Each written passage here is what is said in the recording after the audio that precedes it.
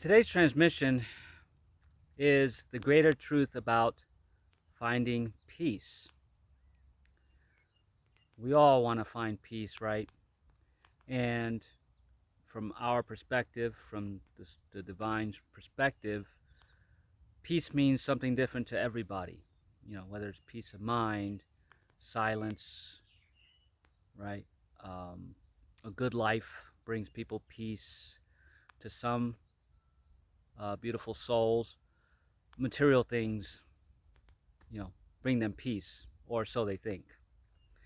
But the greater truth is, what's keeping you from finding peace is you. And I'm sure you've come to that conclusion. And if you haven't, it's a bitter pill to swallow. But it's the best pill to swallow, right? Because once you swallow that pill and realize that the only thing keeping you from finding whatever peace means to you is you. And it's once you realize this, right, and decide to embrace it and embody it, finding peace becomes very easy, because peace will find you. You don't have to go out and do any more work. The work is the work that you're doing within yourself. And it's something that humanity has been conditioned not to believe or not to do, not to think that all you have to do is figure out what's keeping you out of your peace and start detaching from that and letting that go. And it's not easy. It's certainly not easy. One of the reasons why it's not easy is because we don't want to believe that peace is already there and it's been taken away from us. And not by anybody else, but from ourselves. We've always have peace. We will always have peace. There is always peace. And you may say, well, what are you talking about? The government says this, the media says this. How do you say there's peace when look at all this is happening? The drug trafficking and the child and human trafficking, right? And war here, war there, and unrest there, and look at the weather, what it's doing over here and what it's doing over there. And you're right. When you're invested in all of that and paying attention to all of the sources, even if you see it physically with your own eyes, you're allowing that to take you out of your peace. You can intend to see that, right? Now I'm talking about, the hurricanes, the fires, the tornadoes. I've been in a few of the situations myself where I was in those moments, even before I embraced my spiritual awakening path. But in those moments where other people ran from it and feared it, I look back clearly now, and there were many situations where I walked right into it and embraced it. One example from this vessel's point of view was that superstorm Hurricane Sandy of October of 2012 in New York. It was on Long Island, on a barrier island that we were told to evacuate. We did not evacuate. There were very few of us that didn't. And when the storm was happening and upon us, I was in awe of it, in absolute awe. In fact, I went out because people were trying to save their possessions, and I was watching my little car float, down this rush of water while the winds were howling. I was out in it, and I felt more at peace than I ever was. I wasn't afraid. I wasn't afraid of being taken. I wasn't afraid of being hit by those big poles and even boats that were floating by. I found my peace with it. So, knowing what you know about what's going on in the world today, instead of giving into it and letting it take your peace, can you see it for what it is? There's a reason for it.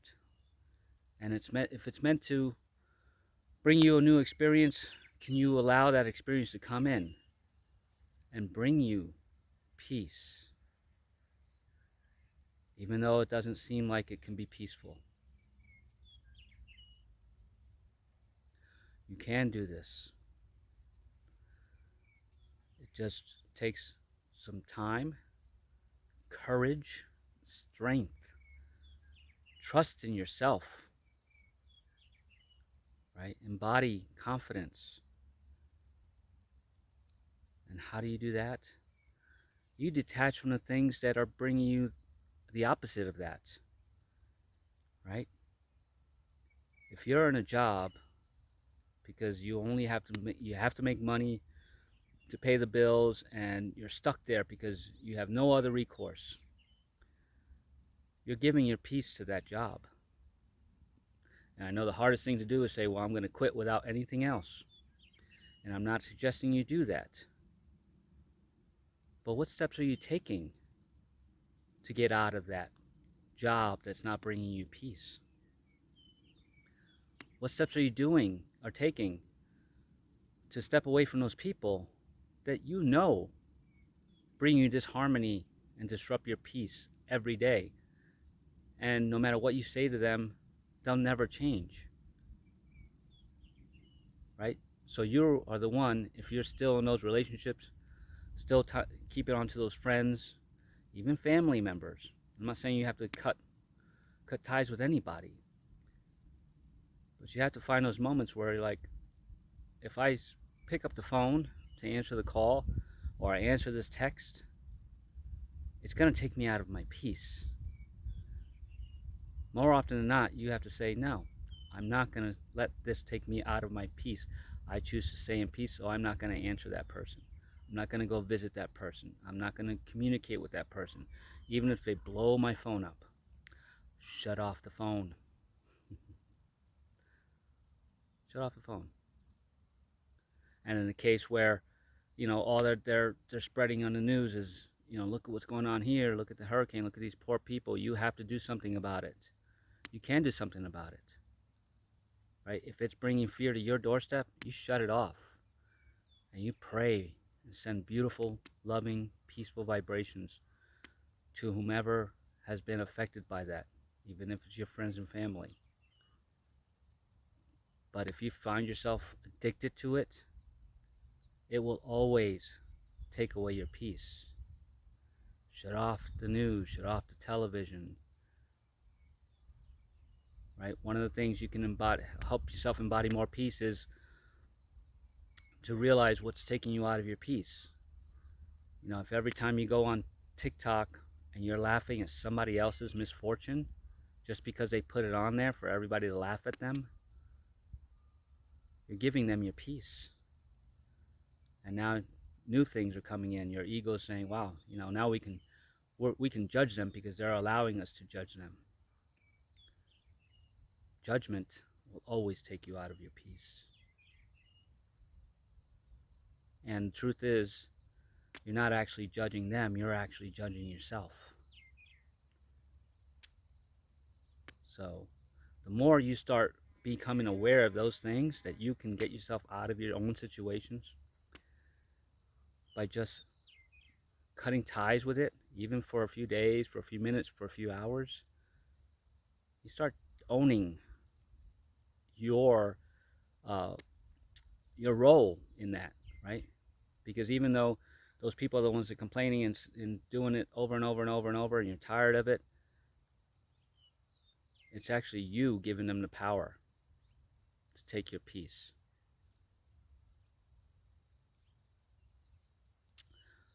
One of the things that you can do, right? A lot of people in spirituality, myself including, always tell people, you have to go within, you have to go within. And people don't know what that means. I didn't know what it meant. The people that I coach don't know what it means. It doesn't mean you have to look within yourself and see all your flaws and cry and, and shame and guilt. Yeah, those some of those things need to come up, right? But you need to see them, not for them to keep you down, for you to detach and stop giving them your peace. But if you don't see them, just like if you don't know what's going on in the news, it's not to give it, the fear that it wants. It's to give it the love that it needs. Going within is giving yourself the love that you need to bring you the peace that you're trying to find that's already within you. It's about going through the layers of the things that you put on top of all your, and those things that you repressed, right? You keep adding things on top.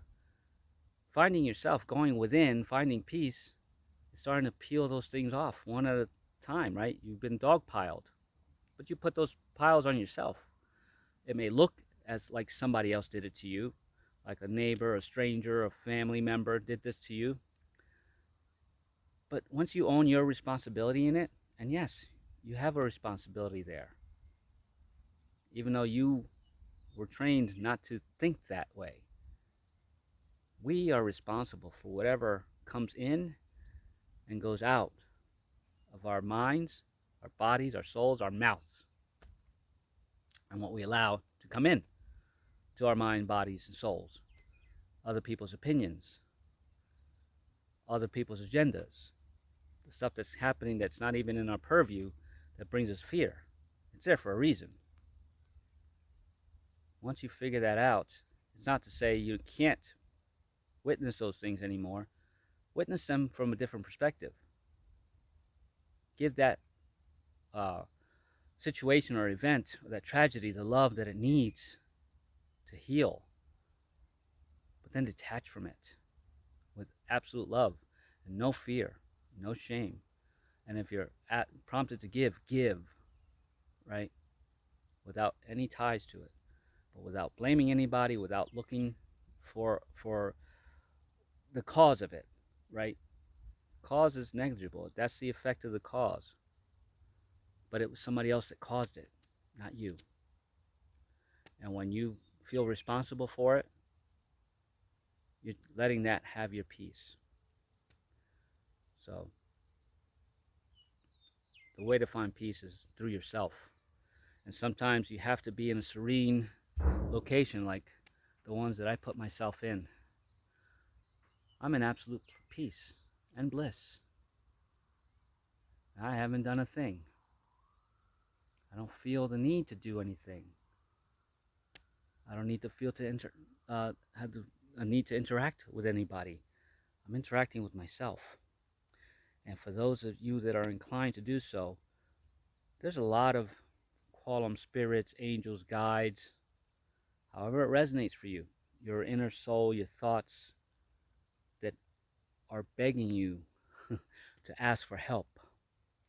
Not out of desperation, not pleading, but saying, hey, I think I'm doing all the right things.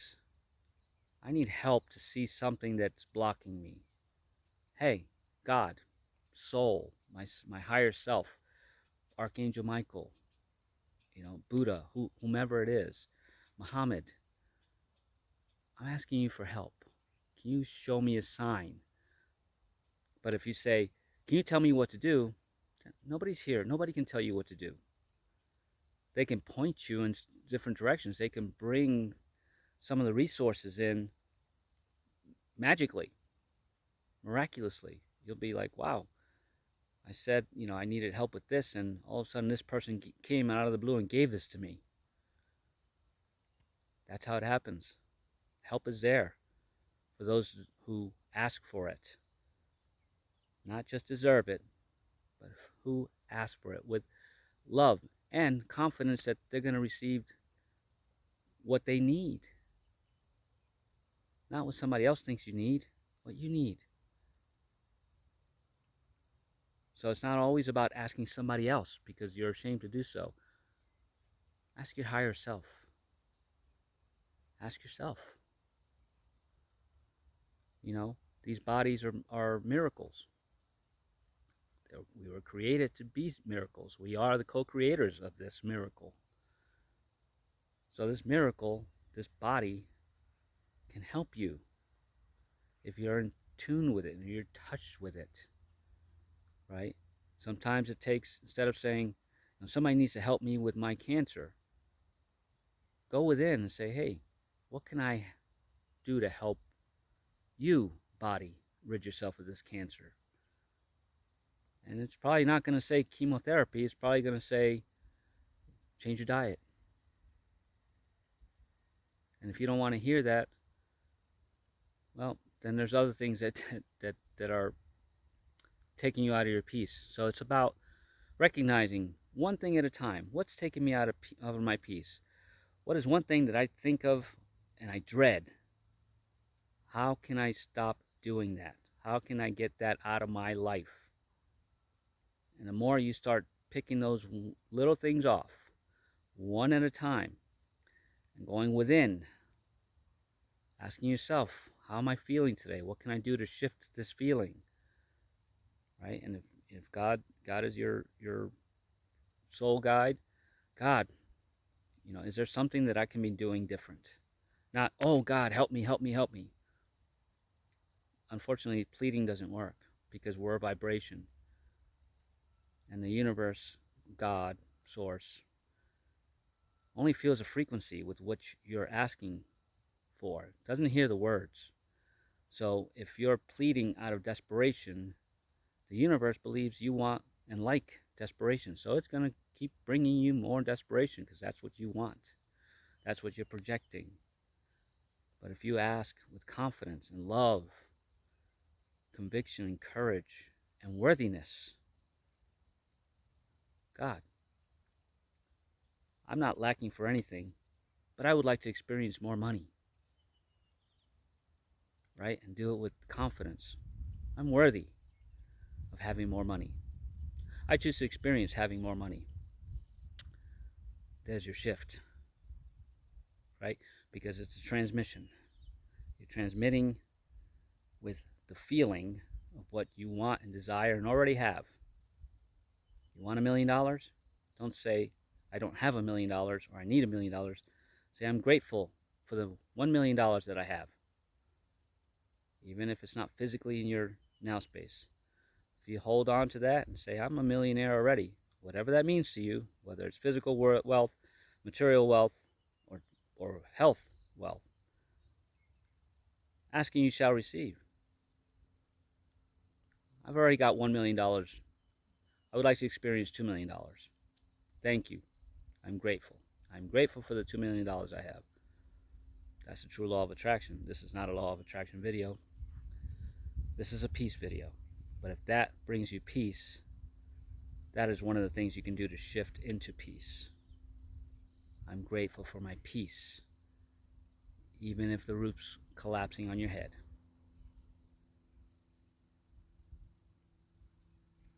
That's how peace finds you.